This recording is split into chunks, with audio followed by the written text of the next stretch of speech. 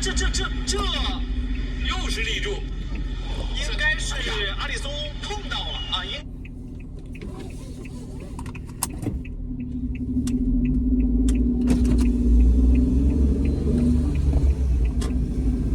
该是阿里松碰到了。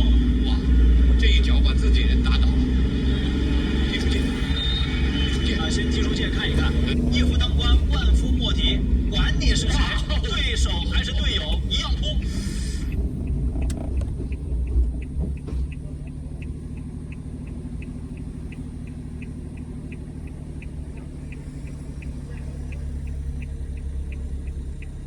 Hello，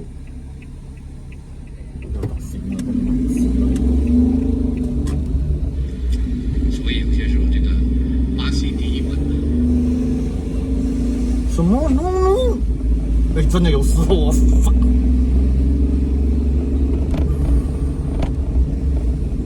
了一个音，对，也是由于年龄，所以在德转，阿里松的身价一直在下降。马马格什维列因为年轻，身价一直在往上走。年龄嘛，我说这是一个运动员最大的天敌。撞到脑袋了，这个球。也是。西瓜，你什么？这个时候跟他跳起来哟！感觉上真的是狗生出来的鸡掰，是不是？敲到对，自己落地的时候敲到头了。足球场上敲到草皮的还好，对，因为这不是满地。对，这个是真草。如果是人工草，那可能好几个亿，也没有这个生动力。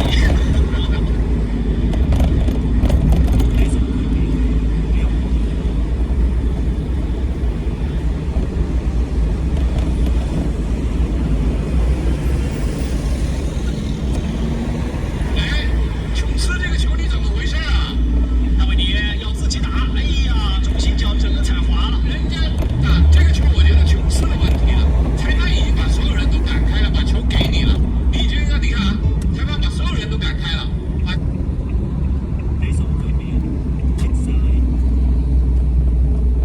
这是一个坠球。对呀、这个球人因为裁判已经做了，你应该获得所有的利益，他把所有人都赶开了，所以镜头也给到了琼斯。这是一个坠球，这对不是一个定位球。对，而这个规则是从2021年6月份那一年的欧洲杯就已经开始实行。他以为这个球他要碰球，对方才能拿到球。就是等于说这个规则实施已经快4年。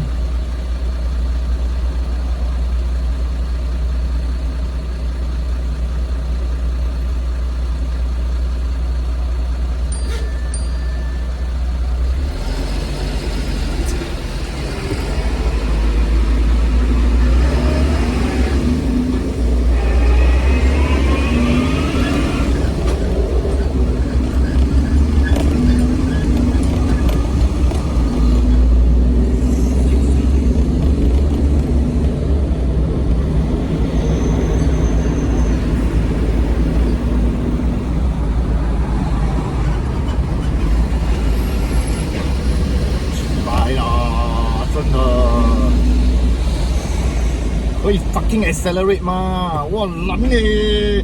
哎鸡，哎 fuck you dog 哎，真的。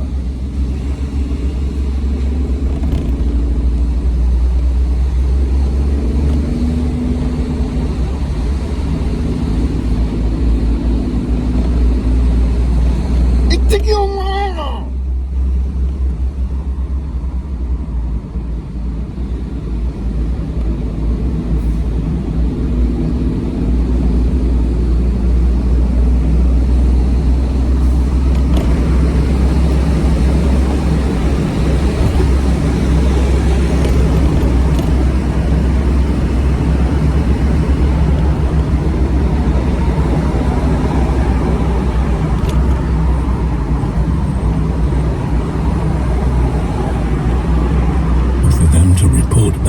！they had seen.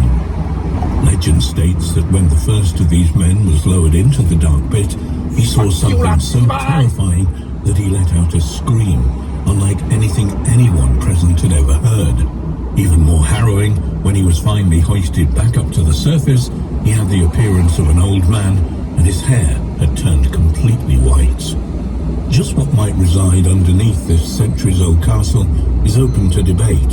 Some people, especially when we remind ourselves once again of the sketch of Lam and how similar it was to a grey alien being. 這個 fucking 狗啊！ It's 這 also 個 interesting to note that Oh, the你那邊 location of the 跌埋啊！ crash in Roswell, New Mexico, sits along the 33rd parallel, a line of latitude that has numerous paranormal encounters associated with it. The location of the ritual sessions performed by Parsons and Hubbard in Pasadena resides close to that, just off the 34th parallel.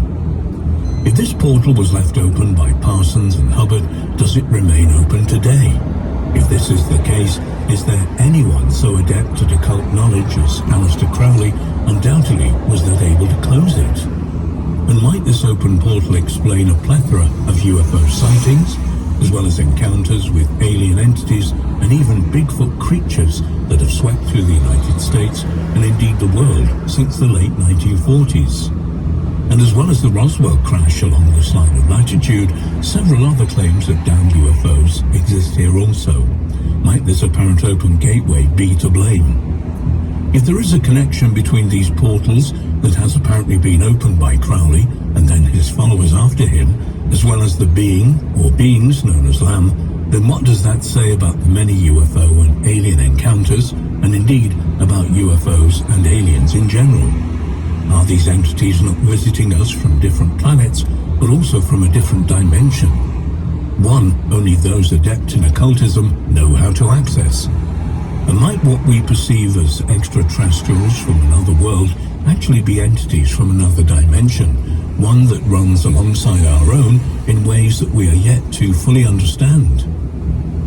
Taking these thoughts a stage further, where might the alien abduction phenomena fit into all of this? Why would creatures from another dimension who have only gained access to our world through ancient occult rituals suddenly begin systematically abducting members of the human population and then performing all manner of procedures and experiments on them? Might we consider that these interdimensional creatures require a physical body to exist in our world, much like many ancient writings state about such entity as the Watchers or other angels? And might the proposed hybridization theories put forward by some researchers not be one of a human-alien combination, but a human interdimensional being one? And could their presence on Earth go back decades, only now they have regained access to our world from a realm they were banished to thousands of years ago? As preposterous as it might seem to many, there is little reason to doubt the authenticity of Crowley's claims and accounts. For all his sensationalism, the very fact he refused to speak widely of the communication sessions in that New York hotel room should perhaps alert us to the fact that something very profound and possibly life-changing was relayed to the occultist during the opening months of 1918. Indeed, those rituals, and perhaps more specifically, the attempts to replicate them by Crowley's followers, might very well prove to be life-changing for all of us.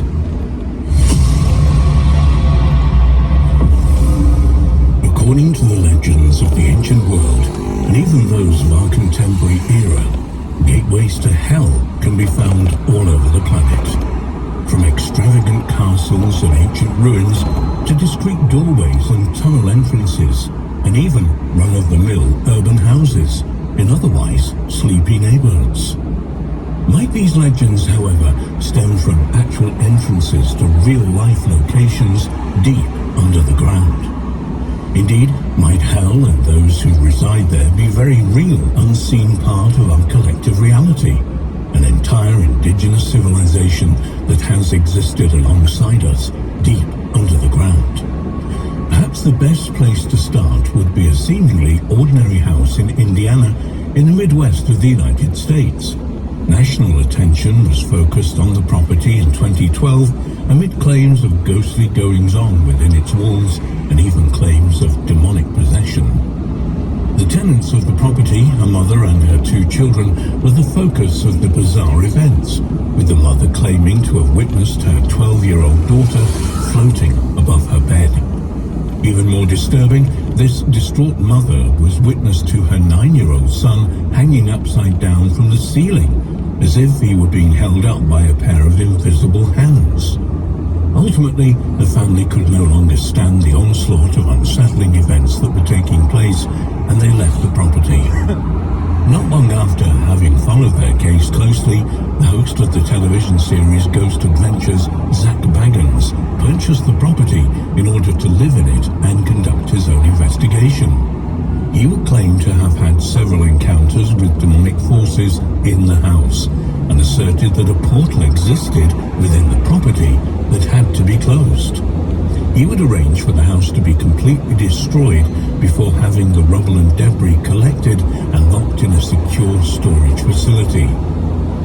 Not too far away in the woodlands of Blue Ash in Ohio, another gateway to hell is said to exist. Referred to as Satan's Hollow, local legends state that the gateway was opened by a group of Satanists who used a room in the tunnel of a storm drain for their rituals. What's more, this apparent entrance to the underworld is said to be guarded by a mysterious shadow man who will appear to anyone who attempts to enter the gateway. Those who have entered the tunnel system in their efforts to locate the entrance have claimed to have heard unnerving screams coming from deep inside, while others have simply felt such levels of negative energy that they've turned and left. Another intriguing location and apparent entrance to hell can be found in the otherwise sleepy town of Stull in Kansas, where local legends state the devil himself will appear in the cemetery where the apparent gateway exists. Whilst most, even the locals, put these accounts down to urban legend, there are some strange events that have taken place in Stull. Several buildings, for example, have suddenly caught fire, and what's more, no obvious cause has been established. Many paranormal investigators have even captured strange voices on tape in the cemetery. If you venture behind the Black Prince Distillery in Clifton, New Jersey, and enter into the drain network, you'll soon find yourself surrounded by satanic symbols, words, and occult-like graffiti. You might also come across the rotting remains of corpses, said to be the victims of one ritual sacrifice or another. Adding an even darker feel to this already morose location is the fact that the tunnels circle around each other several times, said to be like the 7 circles of hell. Local legend states that there is a central room or chamber at the end of these tunnels that is sealed off by a pair of huge axes. Should a person be able to move, they will be granted entry into what is presumed to be the chamber of the devil himself. A short distance away in the appropriately titled Hellam in Pennsylvania are the alleged 7 gates of hell, which reside in the woodlands just off Trout Run Road. According to legends local to the area, an insane asylum once stood on the land that was surrounded by 7 gates to keep patients inside the grounds. However, when a fire broke out at the facility, these gates only served to trap the patients and ensure a painful, fiery death. Legends further state that only one of these gates is ever visible in the daylight. However, should you pass it at night, you'll soon find yourself in front of another, and then another, until you pass through the 7th gate and ultimately into hell. Without a doubt, one of the most intriguing, if unsettling locations said to offer an entrance to the underworld is Huska Castle, which sits around 50 miles north of Prague in the Czech Republic. The castle, which is said to have been built directly over a bottomless pit that leads to hell, was constructed in the mid-13th century between 1253 and 1278. What's more, at least according to local legend, it was built for one reason, and one reason only, to keep the evil spirits of hell within the confines of its walls.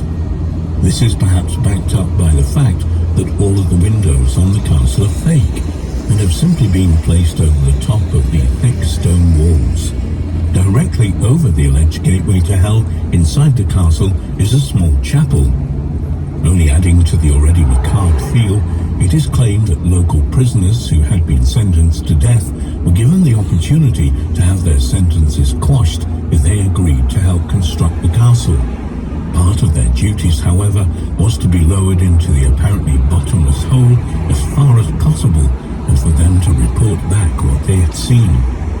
Legend states that when the first of these men was lowered into the dark pit, he saw something so terrifying that he let out a scream, unlike anything anyone present had ever heard.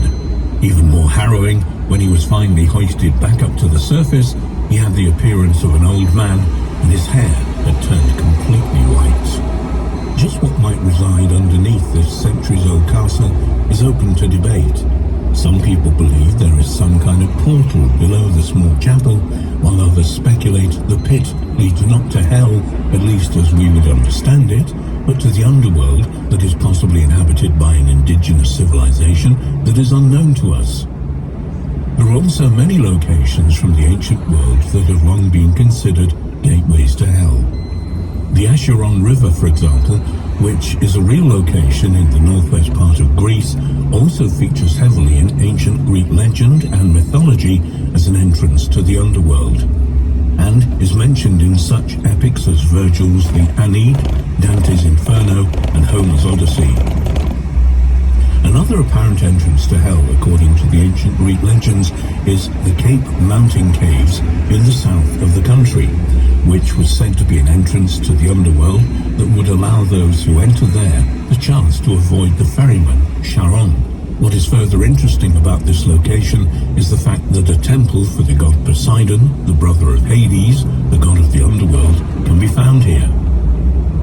In the ancient city of Hierapolis, in what is modern-day Pamukkale in Turkey, another intriguing ancient location with a potential gateway to the underworld can be found. In the writings of ancient Greek philosopher Strabo, they stated that the opening to the temple was of sufficient size to admit a man to a great depth.